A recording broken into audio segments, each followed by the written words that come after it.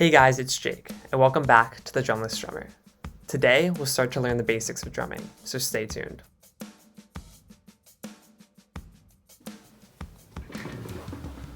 Okay, so there are three things you'll need for every lesson. The first is some sort of drumsticks. Remember, this could be pencils, pens, really anything that resembles a drumstick you can use. Secondly, you'll need, of course, a drum. For simplicity and authenticity of sound, I will be using this notebook, because it kind of sounds like a drum and works like a drum. And finally, you'll need an open mind. So let's get started. Okay, so we're gonna start with grip. I like to start by pinching the little American flags I have on my drumsticks. You can see right there. With my index finger and my thumb, just like that. And you wanna do the same on the other side. Find your little American flag right there. Pinch index finger and thumb. So you wanna pinch hard with that, but then the rest of your fingers are just gonna wrap under the stick like that. Very gently. Same with your right hand. Rest of the fingers are gonna wrap under, so it'll look something like that from the bottom. Index finger and thumb pinch, all the other fingers wrap under. So once you have that with both hands, you're gonna be holding your sticks like this. Ready? Pinch, rest of your fingers wrap under. And that's a comfortable way of holding the sticks while still kind of incorporating your whole hand and giving the stick as much control as possible. So you can do the same things with pencils, right? If you don't have drumsticks and using pencils, you wanna find kind of where the American flag would be. I would say right there. Pinch, pinch. Rest of your fingers are gonna go under, just like that. Go back to drumsticks. Pinch, rest of your fingers go under, just to give it some support. Hold it very lightly.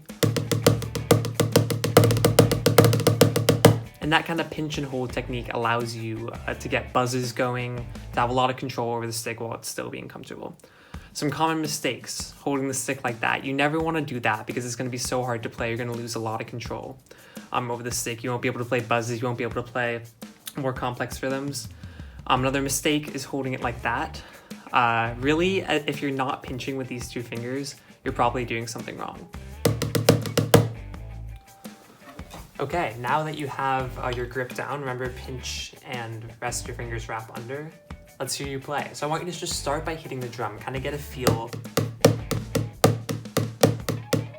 for what the notebook really feels like. So obviously this is not an exact, the exact feeling of a drum, but it's pretty close, especially because you could buzz on this notebook. And you could use a table. It's a little bit harsh on the ears, so I like to use a notebook, and again, it feels kind of like a drum head. But I just want you to start by hitting it nice and slow.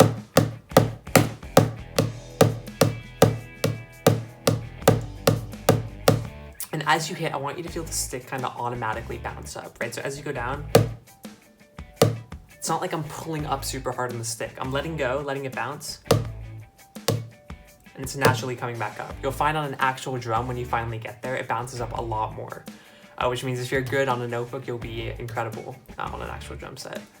So yeah, you just want to let your sticks kind of bounce up, rebound very freely. Let's have some fun now. Start slow and get a little bit faster. Faster, and as you get faster, I want you to get louder.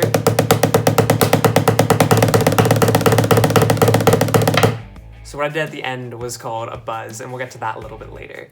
Okay, so those two things we just mentioned, volume and speed, are what we call tempo and dynamics in the drumming world. Tempo is how fast you're playing, so a slower tempo is, right? A faster tempo is,